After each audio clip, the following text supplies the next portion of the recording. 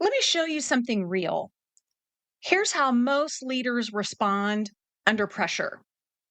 You'll hear them say things like, "Why wasn't this done yet?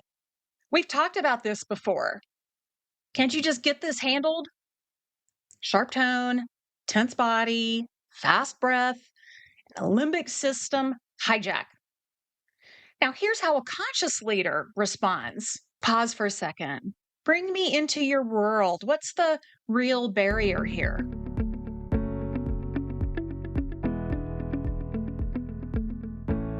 It's different energy, right?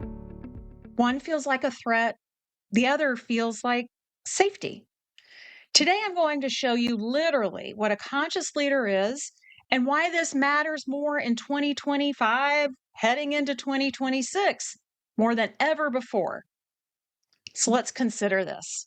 Most leaders don't lead consciously, they lead from habit, from stress, from the nervous system state that they're in, not the leader that they want to be. They lead from reactivity, not responsibility, intensity, not intention, urgency, not awareness. And then we wonder why teams shut down, communication breaks, and leaders feel like they're carrying everything alone. Let me show you the difference. A reactive leader leans forward, their voice sharpens, their breath quickens, and you can feel their stress in the room. Everyone tightens. And a conscious leader, they breathe first. We talk a lot about the pause and breath here because it's meaningful and impactful. Their posture is open, their voice is slower, their eyes are soft, and they regulate the room by regulating themselves. This is the difference between power over and power with. A conscious leader is someone who leads from their prefrontal cortex, the rational part of the brain, not the limbic system's impulses. They take 100% responsibility for their internal state. They use breath, awareness, and presence to guide their communication.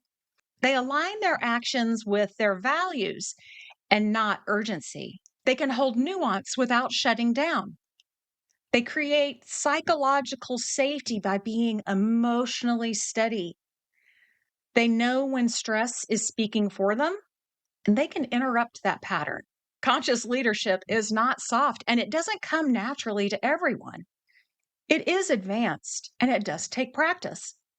It's what leadership looks like when you bring emotional intelligence, nervous system literacy, and values alignment into a cohesive identity. Here's the science behind it. When you're under pressure, your limbic system activates first. That's the oldest part of your brain. It's your emotional survival center.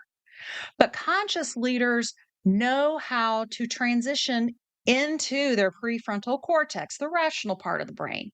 That's the part responsible for emotional intelligence, clarity, and thoughtful leadership. How do they do that? They do that through awareness. And awareness is the bridge between reactivity and responsibility. And this is exactly why I built the awareness framework. It's not just a model, it's an operating system. In A, we align, shift from stress to presence. In witness, you begin to notice your own patterns. You activate your emotional intelligence circuits, regulate, decrease your allostatic load. You engage your relational intelligence, navigate executive presence. You express with clear communication, and you stand in the identity and the purpose with intention. And then you sustain. And we put in strategies to help you maintain long term resilience, again, to keep the practice going. This is conscious leadership in motion. We are living in a new era of leadership. People can feel your energy before they hear your words. Teams want leaders who are grounded, self aware, emotionally intelligent, and able to hold complexity without collapsing into urgency. Conscious leadership isn't a trend, it's the evolution of leadership. If you're watching this because something within you knows that it's time to lead differently, I invite you to join the Awareness Leadership Mastermind.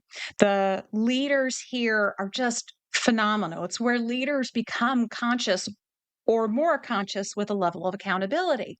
It's where presence becomes natural, where you start to break some old habits and where you lead from your highest identity, not your stress response. If you want that, I'd love to welcome you in. And until we see each other again, I hope you have a powerful day.